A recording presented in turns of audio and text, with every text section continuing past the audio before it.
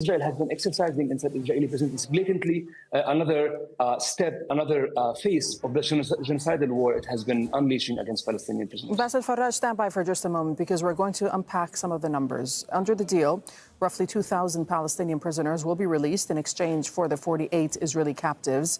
Among them, 1,718 Palestinians from Gaza. The UN considers them forcibly disappeared. Then there are 250 Palestinians from the occupied West Bank, including occupied East Jerusalem.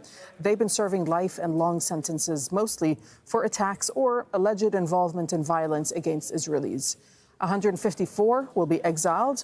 96 are expected to be sent back to the occupied West Bank, and that includes occupied East Jerusalem. And ahead of the exchange, prisoners have been transported to Ofer prison near Ramallah and Ketziat prison in the Negev desert. So these are the live pictures from Ramallah, where we expect the Palestinian prisoners, at least some of them, to be released to. Bassel, back to you. What guarantees that those prisoners, once they are released, they are not rearrested once again? No guarantees, Dareen. In fact, historically, Israel had rearrested. Let's just remember the Gilad Shalit exchange deal, where Israel, of course, arrested many of the prisoners who were released as part of that deal. In fact, the recent ceasefire agreements in November and January also led to the rearrest of Palestinian prisoners. So I think there are no guarantees for the rearrest. And actually, unfortunately, of course, given that we are living under this brutal colonial regime, the fact that they might be threatened with execution, with killing by the Israeli regime. So there are no guarantees. I think those prisoners, particularly the ones who have spent life sentences behind bar, I think they definitely do face that kind of looming threat continuously. But we have to recall something here. Remember something very important. Being released from Israeli prison does not mean in true liberation, because they would still be subject, at least those who are remaining in the West Bank and the Gaza Strip, they would still be subject to Israel's military blockade, to Israel's military regime, which means not only facing the fear of rearrest, but being controlled. So their livelihoods, their ability to leave. So we have to also question, what does freedom mean under a brutal colonial Zionist regime, such as the ones we have been witnessing? And I just want to center again the fact that those prisoners who we would be, of course, monitoring their situation, but being released from Israeli captivity is definitely at this moment being released from a forthcoming death. So we have to just remember that brutal conditions they have been living under, and of course strive so that they can attain true freedom. Not only them, but also the ones who remain in Israeli custody. And we're talking about, of course, thousands of Palestinian prisoners who would still remain in Israeli prisons and unfortunately face the same brutal and horrendous conditions in captivity. Bassel Faraj, thank you. You're an assistant professor in the Department of Philosophy and Cultural Studies at Birzeit University, speaking to us from Ramallah this hour. Thank you so much. Nida, thanks, what do you have for us? A few minutes, we will be seeing the Palestinian prisoners go outside, leave the buses and meet with their loved ones who are waiting for them in a hall in Ramallah. Again, we've been saying before how Israel usually would crack down on any scenes of celebrations near Ofer prison, where families would come in expecting and hoping to see their loved ones being released. These are iconic moments I've seen in the past, like young children coming to see a rare scene of joy, of freedom of these Palestinian prisoners. But that's exactly why Israel does not want to show these images, does not want Palestinians to be celebrating this occasion. So that's why the buses have been released from outside Ofer prison, and they are making their way, as we see here. These are the cars of the Palestinian police to the bottom right, basically ensuring that the buses would arrive to their destination in the Ramallah Cultural Center, where families have been waiting since the early hours of the morning, hoping that they're going to be reunited with their loved ones. Of course, we need to say that some of those who were coming to Ramallah hoping to bring their loved ones home have been surprised to learn that because there were objections from Israel, that now they're not going to be released into the occupied West Bank, but rather be exiled as part of what Israel does to many Palestinian prisoners. They kick them out, rather, of the Palestinian territory, and they live in exile the other problem that we're often faced with is that when they are leaving the occupied West Bank and their families are trying to go meet them abroad, then the Israeli forces would stop the Palestinians from traveling because Israel controls the borders controls the borders and can prevent many Palestinians from traveling. So we might be looking at families who will be seeing their loved ones deported and exiled out of Palestine, but have no way of seeing them altogether. These scenes, again, are remarkable, where we see Palestinians who have been in prison for decades meet with their loved ones and see their families, some for the first time, Darine. Okay. Nidat, thank you. We'll stay on these live pictures and we'll come back to you in a little while, but I'll bring in Yossi Belin, who's joining us from Tel Aviv this hour. He's a former Israeli justice minister and former deputy minister of foreign affairs. Yossi, you also helped initiate the Oslo peace process in the early 90s, a point that I'm going to come back to in just a moment. But first, I mean, you and I have spoken many times over the past 2 years. As today develops, the captives have been released. Palestinian prisoners are being released as well. Trump now in Israel. What are your thoughts? Just give me your initial thoughts, first of all. It's overwhelming. It is difficult to understand what is happening. Really, it is a day of joy to see the people who were released, the hostages who were released. It is a day of mourning because so many dead people have not even been brought back to Israel. Some of them will be brought back. The President of the United States is visiting Israel, will address the Knesset very soon. The number of people who came to the square today is unbelievable. It seems like the whole of Israel came to the square of the hostages to welcome them or to celebrate their release, which means something. It verifies the fact that for the last 2 years, there was a huge majority in all the public opinion polls for the release of the hostages and the end of the war.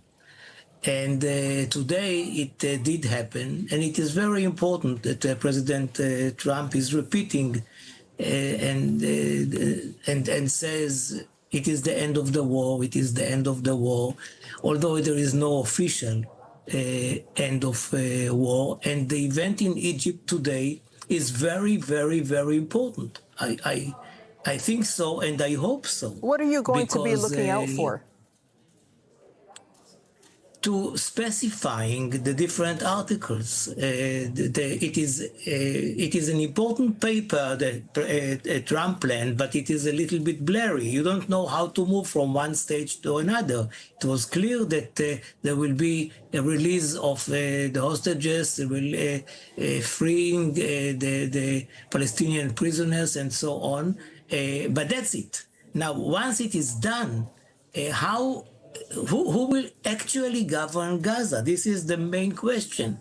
You know what is the idea about Trump himself being the head of a committee which will monitor the situation there and monitor the institutions that will be there, but you have to rebuild everything. And this is a big question. And there, in the meeting today, I hope that people will talk both about the resources which are badly needed in order to revive Gaza, but also about the governing way of Gaza, who will govern Gaza. And I'm happy that both President Abbas and the Prime Minister Netanyahu are invited belatedly to the Sharm el-Sheikh meeting in Egypt and with other leaders of the world, which means that there is no substitute for the Palestinian Authority, for the PLO, as a partner for Israel. And if I hope that both people will actually meet each other, shake hands, after the way in which Netanyahu said no Abbas, no Hamas. No Hamas, but Abbas is the leader of the Palestinians. Right. I mean, this is something Netanyahu has said for the last 2 years, right? He will not allow the authority to be in charge, even though the authority has advocated for peace. It advocates for good relations with Israel. It, of course, has also security coordination with Israel. But let me ask you this, sir. I'm looking at the peace plan right now. I have it in my hand. Point number 20 says the United States will establish a dialogue between Israel and the Palestinians to agree on a political horizon for peaceful and prosperous coexistence. Does that instill any confidence in you that there could be some sort of political process that's going to be discussed going forward? You know, when I read it first, I said to myself, nice words. But I must say that watching the situation today, I mean, tomorrow, for example, we are going to have a visit of the president of Indonesia. It doesn't happen every day. It means something. It is the biggest Muslim state in the world. So what I'm saying is that things are happening very quickly. And I know that in such situations, it is possible to do things that otherwise were unimaginable, because there is a high level of enthusiasm and energy in the people and hope that things like that can happen, that peace in the Middle East, peace between Israel and Palestine is not something which is impossible. We are human beings like everybody else, and we want peace like everybody else. And this is why I hope that with the very strange way in which President Trump is leading and suggested ideas, he may succeed where others failed. What are you hoping to hear, or what will you be looking out to hear from him when he addresses the Knesset in a short time? Well, we should wait for him some minutes, because you never know with him. You know, he may surprise himself too. And I don't want to be silly and to say things that he doesn't even dream to say. What I would like to see is to see a Palestinian state side by side with Israel, not in 100 years from now, but in a year from now. And it is not impossible. If there is a real will on the American side, and you see that the Americans are now, because of Trump, calling the shots and say, hey, sit together, knock your heads together, and move in order to have a Palestinian state, because you know that there is no other solution, neither for the Palestinians nor for the Israelis, but a two-state solution with a border between them. Palestinians will have the right. But is it possible under this government? Is it possible under this government that has presided over a genocide, right? And you know, another reason is that it's presided over the largest settlement expansion in the occupied West Bank in recent history. Well, there was no genocide. What happened was bad enough. To call it genocide is easy, but these are the words of the international courts. But these are the words of the international courts. Yeah, but there is no, you know, you are asking me, and I'm telling you, the number of Palestinians who were killed, although many of them were Hamas combatants, is too big. It is not a genocide. But let us leave it for the historians. My question is peace possible under this new government? Under this government? Well, I doubt. I think that in order to have it, if Netanyahu decides to go for it, he will have to change his government. He cannot go, in my view, with the same government in which you have some lunatics who wanted an endless war. I don't know why. and with them it will be impossible. But with another government, even if it is led by Netanyahu, I don't think that we have to wait for the next year, the elections in October next year, in order to move. And this is why, again, if Trump insists upon something like that, I think that it won't be impossible. Okay, we'll leave it there. Yossi Beilin, you're a former Israeli Justice Minister and former Deputy Minister of Foreign Affairs, speaking to us from Tel Aviv this hour. Thank you for your time. Nida Thank you for having me. And Mohammed Masri, you're here with us once again. Nida, what are we looking at? Because now some of the Palestinian prisoners have been released. I mean, these are the pictures. Just talk us through them. Yes, the Palestinian prisoners are in the buses still making their way from Aufar military prison into the Ramallah's cultural center, where their families are really expecting the release and expecting to be seeing them. By the way, I put this picture that we have on the screen to one of the people I usually talk to from the Prisoners Commission, the Palestinian Authority's Prison Commission, and I asked, who are these? Can you tell me who we're seeing on this picture? And the response was, their shapes and their looks have changed so much that I cannot even identify them. And this is coming from a person who deals with prisoners' stories day in and day out. They have all the records, all the trial cases, all the visitations. Every single piece of information you would get is through these people from the Palestinian authorities. That's quite a statement. And we've been seeing that a lot over the past 2 years. Just this morning, we've been reporting on Ala al-Rimawi, who's been released after a 2-year detention, and he lost 40 kilograms of his weight, saying how food was almost inaccessible and how it was very abusive, how he's beaten up several times, how he himself saw people flat out faint and die in front of him without him being able to do anything. This is just one testimony of a lot. But again, they could not recognize the faces of the Palestinian prisoners. So it will be also a difficult moment for the families. I remember one of the releases we have been covering, we've seen the prisoner coming out and telling his family, don't hug me because I have scabies that could be contagious. And this is a case that we've seen a lot, scabies being very spread in Israeli jails without Palestinians having any access to treatment. And the families still embraced him and said, you know what, we don't care. We are so happy to see you. We were waiting for this moment. We're not going to let it go. So this is the sentiment amongst many Palestinians, that they might be surprised to see the pain and the suffering that their loved ones have endured inside Israeli jails, particularly in the past 2 years.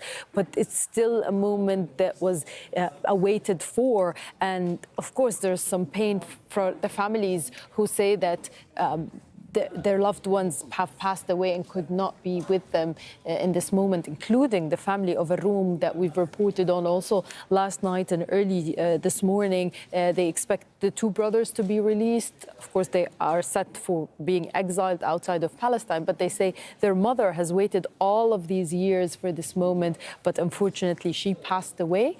But the brothers, Jihad and Imad, do not even know that their mother and sister both have passed away. This tells you also about the disconnection that has been happening between the families and the prisoners because of Israel's abuses and prevention of any sort of communication between the families and the prisoners. And we're just looking at the pictures as well from West Jerusalem. That is inside the Israeli Knesset. Pete Hegseth, the Secretary of Defense, as well as Marco Rubio, the Secretary of State. Standing alongside them is the U.S. Ambassador to Israel, Mike Huckabee. And we expect Trump and Netanyahu to be addressing the Israeli Knesset any moment now. Mohammed, for Trump in Israel, this is hugely symbolic, isn't it? And what's he trying to achieve by going to Israel and then continuing, obviously, on to Sharm el-Sheikh and Egypt? So I think there are at least a couple of things going on. First of all, as I mentioned earlier, this is part, I think, of his effort to apply pressure on Netanyahu and the Israeli government. This is kind of sealing the deal. I'm quite certain that he's going to say at some point during the course of the speech that this war is over. As I mentioned earlier, he's tying this to his legacy. He's making it very clear that he expects this ceasefire to hold. His presence today in Tel Aviv, at the Knesset in particular, will, I think, put a lot of pressure on Benjamin Netanyahu, and I think that's putting it lightly. I think it will be very difficult after all of this pomp and circumstance, for Benjamin Netanyahu to 2 or 3 weeks from now go back to bombing Gaza, right? So I think that's one thing. The other thing that I think is probably happening, and we might see that play out here in the next hour or so, is that he's going to say very nice things about Benjamin Netanyahu to kind of help him politically. That may be, I'm just speculating, but that may be part of a kind of quid pro quo. I'm going to force you into this ceasefire agreement that I know that you don't want to make, but this is it. The war is ending. On the other hand, I'm going to do my part to make sure that you continue on in Israeli politics. He can provide a kind of support from the outside for Netanyahu, and we've heard all kinds of theories from Israel experts about ways in which Netanyahu can stay in power, could win the next election, even if he falls out of the good graces of his far-right partners, Smotrich and Ben Gvir, right? So I think that's going to be part of this as well. I think people expecting Trump to say bad things about Netanyahu today are going to be in for maybe an unpleasant surprise. I think he's going to say very nice things about Netanyahu. He's going to try to credit Netanyahu to some extent for agreeing to this deal. And of course, we did see a bit of that when he was speaking to reporters on Air Force One. We did. But this is obviously going to be a victory lap, too, for Donald Trump. He's going to give himself all kinds of credit.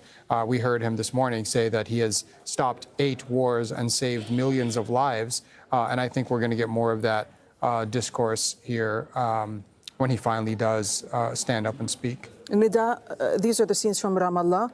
Some celebrations going on where the Palestinian prisoners, some of them at least, have just arrived. Yes, we are expecting them to now be allowed outside of the buses and into their families. It's interesting to see the Palestinian authorities, police trying to organize the scene.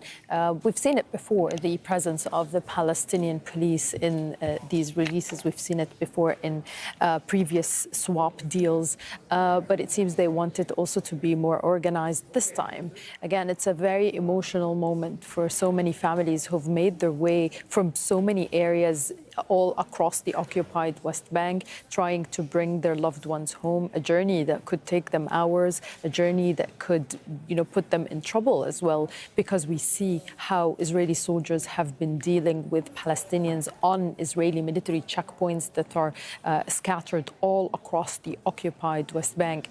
As Basil Faraj was just telling us, they go out of one jail, they are going into the big prison, but at least they are with their families, they are with their loved ones, trying to catch up on all the moments that they've missed while they were in prison, trying to know what has happened in the past 2 years when no visitation was allowed. They could not know what was happening outside of jail.